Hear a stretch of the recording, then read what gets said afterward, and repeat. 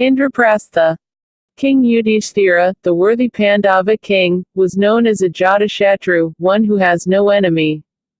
It was because of that sterling quality that all men, gods, kings, sages and saints were happy at the success of the Rajasuya Yajna, the sacrifice made by King Yudhishthira to declare himself as the emperor of all kings, except Duryodhana. Yet neither he nor Karna protested against Yudhishthira's grand title openly. Uruvi voiced her doubts to Karna. This is the best chance Duryodhana has to prove his might. If he resents Yudhishthira's claim as emperor, he should fight Yudhishthira in an open battle. Karna frowned, his voice troubled. But he insists on doing otherwise. He says he will be vanquished by his cousin as the Pandavas have the support of all the major kings. I tell him, what does it matter? He has me, and I am sure Bhishma Pitamaha and Dronacharya will take his side out of family loyalty. Why doesn't he fight the Pandavas and get what he wants? He couldn't have had a better opportunity, Karna looked perplexed. Because he doesn't think the way you do. He is a coward, Uruvi could not hide the sneer in her words. He would rather win Yudhishthira's share of the kingdom through deception than in open combat. He is wily, not valiant. He has Hastinapur, yet he covets Indraprastha, the barren half of the kingdom that was handed out to the Pandavas. Now that they have managed to successfully convert it into a land of wealth and prosperity, Duryodhana regrets that the Kauravas were forced to part with it. Today the Pandavas are ruling Indraprastha in full glory and your friend has become insecure again, right, Karna? She didn't wait for her husband's reply, he was looking at her wordlessly. Worse, with Yudhishthira performing the Rajasuya sacrifice, he has declared himself the emperor of all kings. Yet Duryodhana doesn't have it in him to challenge the Pandavas and oppose their growing might, she said disparagingly. He would rather plot deviously and yearn for what is not his. Why can't he live in peace and let others live in peace too? He is itching for a fight, but a mean, sly fight, not an open battle at all. The wicked are never satisfied. As a friend, why don't you restrain him from this madness? Her tirade made Karna restless, though he fought hard to hide it. What Uruvi said was true. I cannot stop him, understand this, Uruvi. No one can, he replied quietly. Duryodhana is like this because he has been mentored by the evil Shakuni far too long. He believes his right to be a king has been usurped by his cousins who, frankly, he has never considered his cousins at all. He has never acknowledged the sons of Kunti and Madri as the sons of Pandu. To him, the tales relating to Kunti's boon are all eyewash. His resentment for the Pandavas stems from there. He sincerely believes that since he is the eldest son of the eldest king, he is the heir apparent to the throne of Hastinapur. His father, in spite of being the eldest son, had to renounce the throne in favor of King Pandu because he was blind. He wants to take back that throne which he thinks was always rightfully his, but which has been given away to Yudhishthira instead. He believes that this was blatant favoritism. And you believe what he believes in?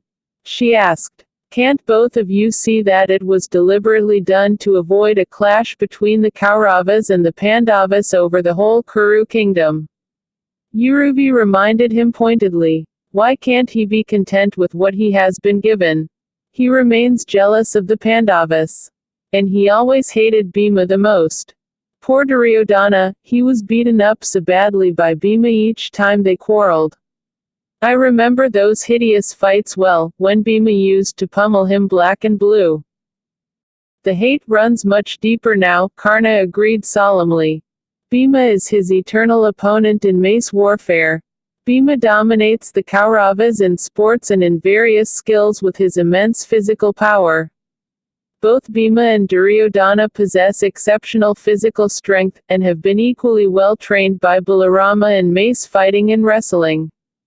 But if Bhima has the power, Duryodhana wields more skill with the mace.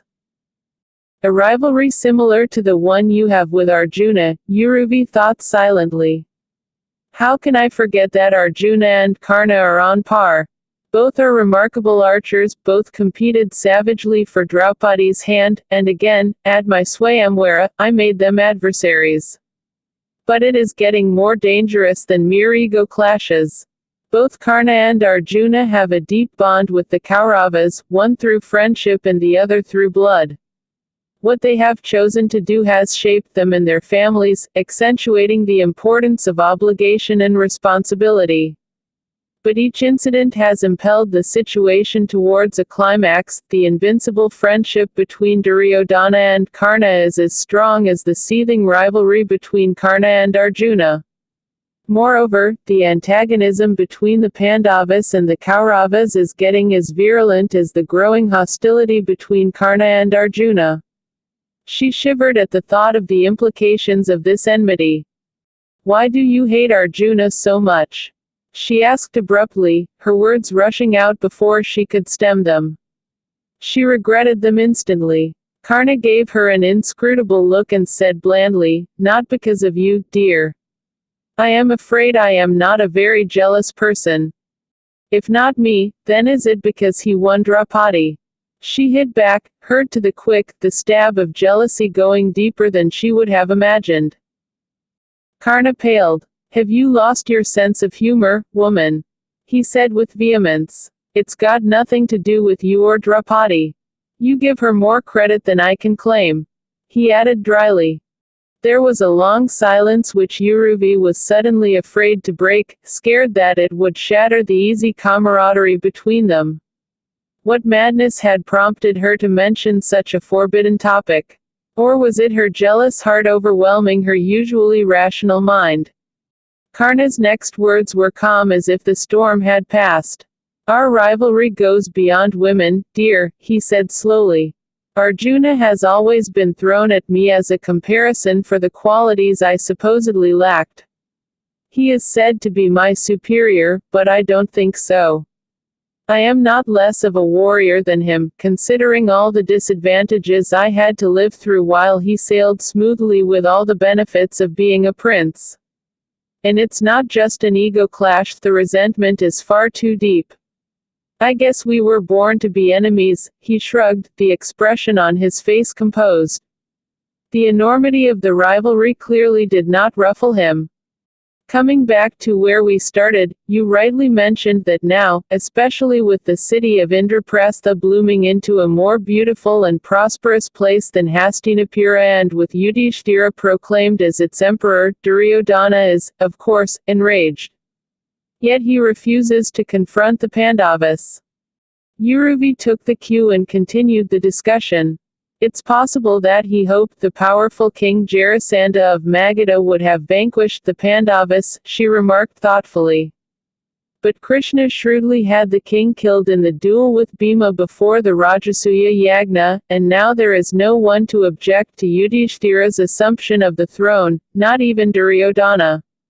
He either fights him valiantly or accepts the reality, however distasteful it is to him. Anyway, Yudhishthira on his part is full of humility, as he always is. I hear that the Rajasuya celebrations are going to be magnificent and that Yudhishthira has involved all the members of the Kuru family, even Vikarna, Duryodhana's younger brother, besides Bhima, Arjuna, Nakul and Sahadeva. Lord Krishna is in charge of washing the feet of all the guests," said Karna with deep reverence. It seems that all the duties had already been assigned to others, so Krishna offered to take up this task most humbly. "Am I so unworthy that I cannot do this task?" he is said to have asked Yudhishthira. "Work is honor and there is dignity in any kind of work." "Yes, there is," chuckled someone, making them turn in surprise. It was Krishna, who had suddenly turned up in person.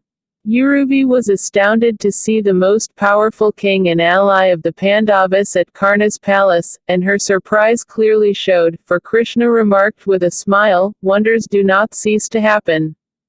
But has Karna told you the meatiest bit of news? He is part of the preparations for the celebration too. Since Karna is so well known for his generosity and charity, Yudhishthira has handed him the responsibility of looking after this part charity. In fact, I am here to discuss a few matters about the Rajasuya. Karna gave him a reverential bow. Uruvi turned a delighted smile on her husband. You are helping out too. She looked visibly elated. Yes, it's for a good cause. And I couldn't turn down Yudhishthira's request, he muttered self-consciously. His face had turned scarlet, and Uruvi could not help beaming more broadly. Her face was radiant, her eyes twinkling in a sudden burst of cheerfulness. That he would be together with Krishna and the Pandavas filled her with happiness. It would not last long, she knew, but she wanted to revel in the moment. Krishna observed the glow on her face and smiled knowingly. I hope, dear, that I have not earned your disapproval by killing Jarasandha, mocked Krishna, giving her an exaggerated bow. Am I spared your sharp tongue and haughty glare? Karna, how can you live with this shrew? He is leading a charmed life, don't worry, she laughed and added in mock anger, are you here to create problems between me and my husband? With Jarasandha, you played it very safe as usual. With him dead, you have rescued the 86 princes he had imprisoned. And best of all, Yudhishthira's Rajasuya Yagna can be held peacefully. Don't be too sure of that. There are still quite a few who are not happy about Yudhishthira declaring himself as the emperor. What do you say, Karna? Those who are unhappy about it should challenge Yudhishthira in a battle, Karna replied flatly. Accepting tributes and allegiance from all the kings is what the Yagna is all about. By performing the Rajasuya sacrifice, Yudhishthira will have crowned himself the emperor and impose his imperial authority. Spoken like a true warrior, commended Krishna. What else can the worthy pupil of Parshurama advise? Though she was supremely happy watching her husband's camaraderie with Krishna, Uruvi found Karna's observations a little jarring. That is giving sanction to the annexation of other kingdoms in the guise of imperial authority. Shouldn't a king concentrate on his subjects and rule his own kingdom in fairness, in prosperity? Rather than expanding his empire through war for personal greed or to gain power, he would be better appreciated by his subjects if he looked after them. A king cannot live without ambitions, it's his noble virtue, argued her husband. Heroic deeds are what make a Kshatriya illustrious. Whatever his other qualities, it is heroism that makes a warrior. What is life without effort and enthusiasm? We should build our strengths and use them as weapons to lead a successful life. Failure often happens because we fail to recognize our strengths and our weaknesses. Krishna looked delighted at Karna's words. O pupil of Parshurama, what you say is true. Death comes to all, the hero as well as the weak, the brave as well as the cowardly, but the noblest duty of a Kshatriya is to be true to his faith, to overcome his foes in righteous battle, and to win glory. At the cost of peace and prosperity. That's hollow reasoning, countered Uruvi spiritedly. Why should a king not be satisfied with ruling his kingdom and making it a peaceful, prosperous state? He forgets that's his responsibility too, he owes it to his people and his subjects. If each king thought this way, there would be no war, no conflict, no confrontations. That is idealistic, if not futile thinking, dear. Man is not a peaceful being, Krishna said gently. You are a Kshatriya's daughter and hearing you speak such words of the faint-hearted is strange. I am saying this because I am a Kshatriya's daughter, she retorted, her words sharpening not so much with anger as with the pain that clouded her mind. I have lived with it all through childhood, tormented by constant worry, and I have seen my mother do the same, and my grandmother before her as well.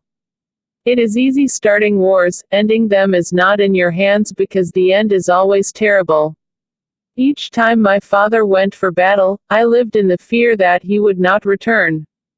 And if he had died, it would have been a heroic death on the battlefield, wouldn't it? But what good would it have done for me or my mother? That she was a hero's widow and me a hero's fatherless child. What good has war done except give satisfaction to those seeking vain glory? She became dejected, the anger suddenly dissipating, punctured by an unusual anxiety and a fearful apprehension of what was to come. Would she be struck with the same terror for Karna's life each time he went to war? Krishna smiled at her bowed head, her face averted to hide the pain tearing through her. He quietly beckoned to Karna and they left the room. Uruvi was oblivious of their absence, and when Karna returned later, he noticed Uruvi staring vacantly into the distance. "Why are you so upset?" he asked gently. She turned to him. Her face was ravaged with grief. "Because I fear I shall lose you. I live with that dread, I sleep with that fear, I wake up with that thought," she whispered, a sob in her voice. "And what will take you away from me is war, a bloody, pointless war. I can foresee it. Oh Karna, leave the Kuru princes, then we can be much happier." Karna heaved a long sigh and placed a hand on her shoulder. "We live with our choices, and we choose to live in a certain way," he said gently, drawing her close. "I choose to be a Kshatriya, a warrior. I choose to be with the Kauravas. You choose to be with me as my wife. We have made our decisions. Neither of us can turn back, can we? What had to happen has happened. What is to happen will happen anyway," he nudged her slightly. "If you look so pale, what will your parents and Kunti say? That I have not treated you well." At the mention of Kunti, and the prospect of meeting her parents soon, Uruvi forced herself to brighten up, smiling through her fears. "You didn't tell me you were helping the Pandavas with the Rajasuya event. How do you feel about being with them?" she asked instead. Karna smiled. "I know what you are getting at, but this is a temporary arrangement, Uruvi. I won't be with them forever." "I wish you would," she blurted before she could restrain herself. "I couldn't even if I wanted to," Karna sighed. "The Pandavas have never accepted me." There was a resigned ring in his voice. "All I wanted to do was devote my life to archery.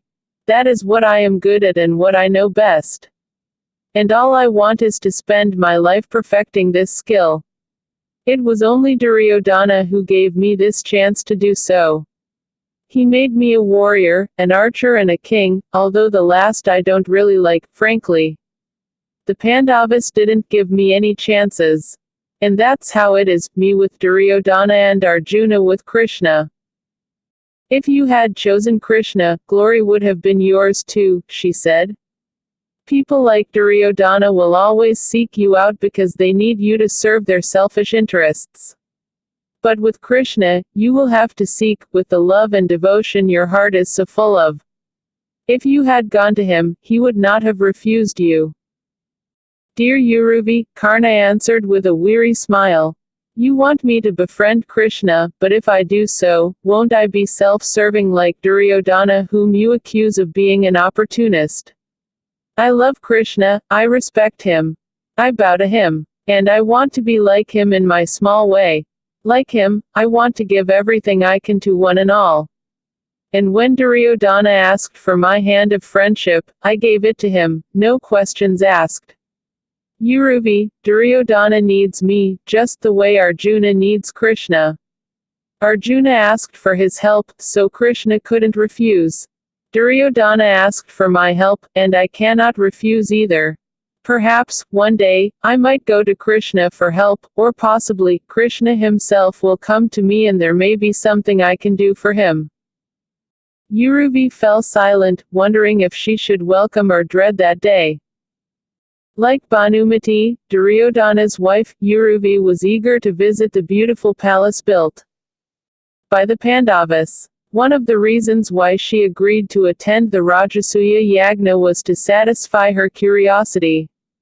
There was an interesting story about the palace. Indraprastha had been built where the Kandava forest once stood. A dangerous forest where no humans could live, it was infested with snakes and other feral creatures. With the blessings of Krishna, Yudhishthira requested Agni, the fire god, to burn down the forest so that he could build his dream city, but Mayadanav, a demon who lived there, was scared when he heard the forest was going to be destroyed. He begged for sanctuary, and was given permission to stay on, but on one condition, that he would build them a city and a grand palace that the world would look up to in awe. Mayadanav, a protege of Vishvakarma, the architect of the gods, willingly agreed. He constructed the city of Indraprastha for the Pandavas, which was so beautiful that it had no rival in its splendor either on earth or in heaven. But the pride of Indraprastha was the imperial palace with its fantastic design, and this was where Kunti took Uruvi to show her around. The moment she entered the palace, Uruvi was struck by its air of mystery. Nestled in a beautifully landscaped garden of fruit trees and scented creepers, the palace rose gracefully from the luxuriant greenery. It was beautiful but perplexing to Uruvi. The strangely ornate workmanship faintly annoyed her, it seemed to have been overdone. Though the palace befitted the grandeur of the King of Kings and the greatest of princes, it breathed beauty but lacked soul. Uruvi preferred not to voice her thoughts to Kunti or anyone else, no one would have agreed with her, she smiled wryly. All the guests were too impressed with this marvel of supernatural architecture. Why this fantastic play of magic? This is to be your home, not a museum, remarked Uruvi. Kunti gave her a small smile. This girl was as tactless as ever. Clearly, neither marriage nor its responsibilities had blunted her thoughts or her tongue. Where's Draupadi? Why is she nowhere to be seen? Uruvi asked curiously. She was busy with the Rajasuya preparations, Kunti hastily explained and ushered Uruvi into her bedroom. Uruvi was not taken in by Kunti's show of exuberance. Something was definitely amiss. Arjuna had been exceptionally frosty with her and barely civil to Karna, only as much as the occasion forced him to be. She could understand his cold resentment, but what puzzled her was Draupadi's strange behavior, for she seemed to be avoiding them completely. Uruvi had not yet been formally introduced to her and had not seen her the entire day. Was this Draupadi's way of treating her as a Sutaputra's wife? Uruvi felt the clammy hand of a cold snub. And with a sickening realization, she recalled that she had not even received a formal invite, it was Kunti who had coaxed her to visit Indraprastha and the new palace. In contrast to the cold dismissal by his brother and his wife, however, Yudhishthira's inclusion of Karna in the Rajasuya preparations was indeed a warm, kind gesture. Uruvi dismissed her disturbing thoughts, determined to enjoy herself. Her parents were here and so was Kunti, the people who mattered most to her. "So, child, what are you wearing for the function?" Kunti interrupted her thoughts. Uruvi burst out laughing. "Oh, Ma, what does it matter?" She answered with a shrug. "It's not my event. It's yours and Draupadi's. You are the hosts. And you will always be my guest of honor."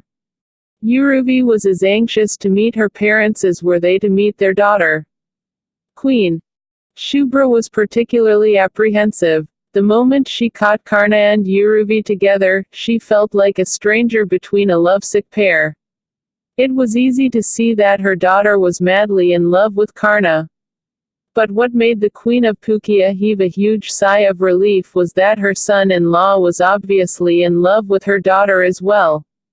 There was a light in his eyes that was unmistakable. He could not take his eyes off Uruvi and found an excuse to be with her all the time. Her daughter blushed often, her lips slightly parted in a sigh when she looked at her husband. They looked like lovers who would rather walk off into the sunset, hands entwined, searching for a place to be with each other. It was exciting, even a little moving, and the mother felt her hostility for the son-in-law slowly melting away. The Rajasuya Yagna was a success, as predicted. The morning saw King Yudhishthira, in a dazzling chariot, enter the hall with Draupadi. Uruvi had not seen Draupadi till then, but had heard enough stories about her to make her curious. At the very first sight, Draupadi was arresting, tall, dark and voluptuous. Her magnificent eyes were heavily cold, yet luminous. She had a fine nose, her mouth red and generous, curving slightly downwards.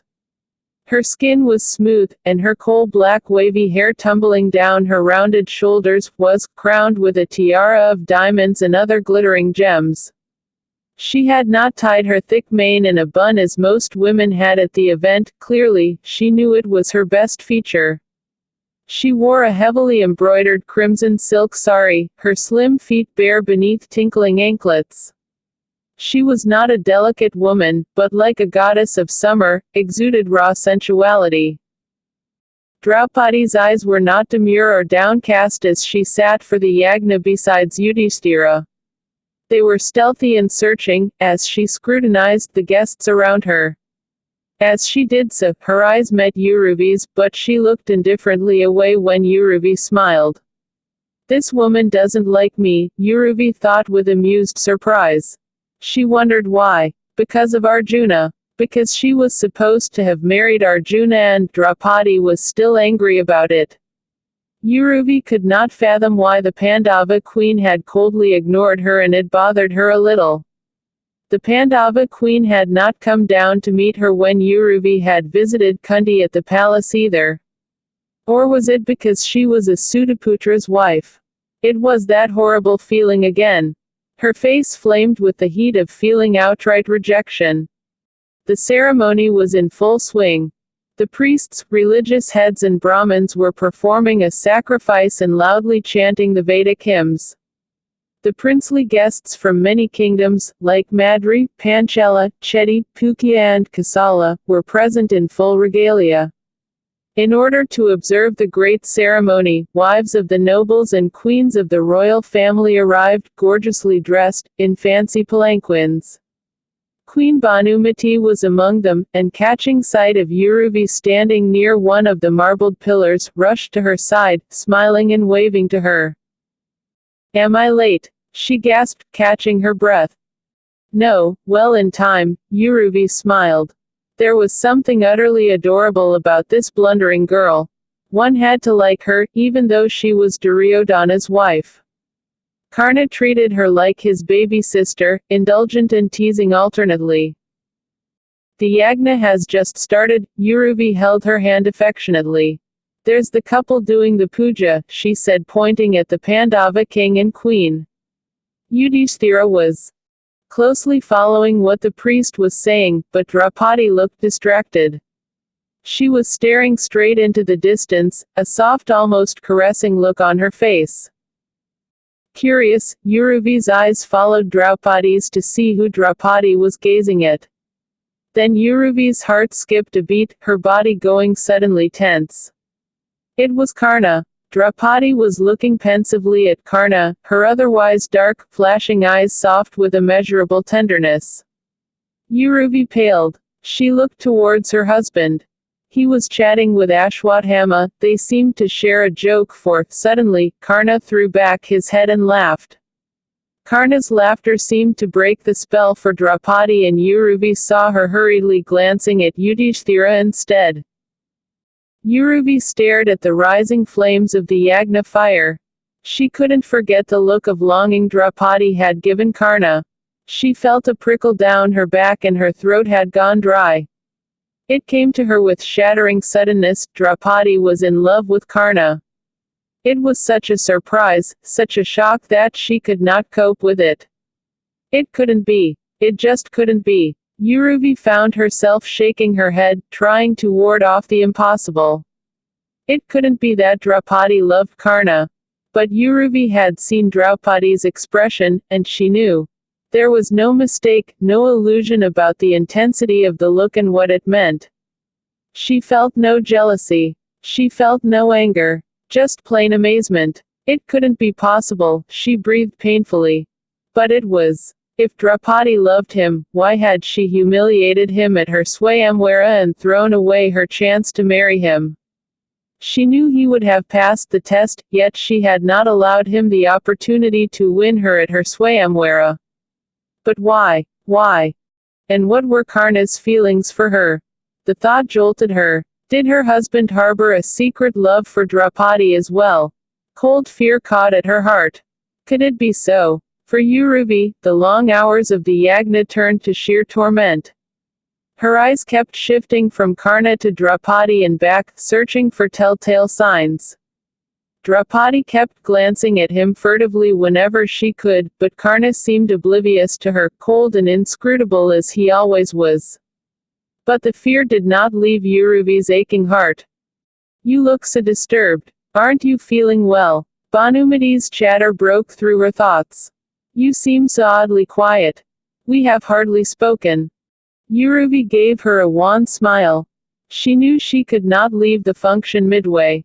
Following the Rajasuya sacrifice, there was the Vedic ritual called Patni Samyaha, a sacrifice performed by the king and his wife, and also by priests. When Queen Draupadi and King Yudhishthira had their avapta, a holy dip in the river, citizens of all the Varnas, the Brahmins, the Kshatriyas, the Vaisyas and the Sudras, followed them. With everyone refreshed after bathing, the guests dressed in their best silks, adorned with ornaments and garlands, the women with golden girdles around the waist and vermilion tilakas on their foreheads. The men and women of Hastinapur and Indraprastha were rejoicing, but Uruvi barely registered the happy commotion around her. She wanted to run away, far from the crowds and her disturbing thoughts. As the ceremony came to an end, all the guests began to leave. King Yudhishthira persuaded his close friends and relatives, including Krishna, Duryodhana and Uruvi, to stay back. They could not refuse the request of the king, and Kunti, especially, coaxed Uruvi to stay on. Uruvi wanted to rush back home to the comforting confines of her own room, but she forced herself to listen to Kunti. She agreed to stay on for another day, although her instincts warned her not to do so.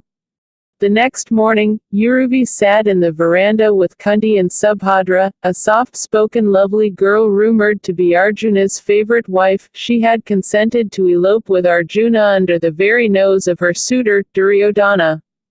So that was another slight Duryodhana was unlikely to forget. Uruvi heard chatter downstairs and saw Duryodhana being shown around by the royal couple, Yudhishthira and Draupadi. Karna was with them. Uruvi bit her lip. He kept a distance from the couple, and lagged behind the group. Draupadi this time though, looked through him and was treating him as if he was invisible. Uruvi could almost feel the icy coldness between them.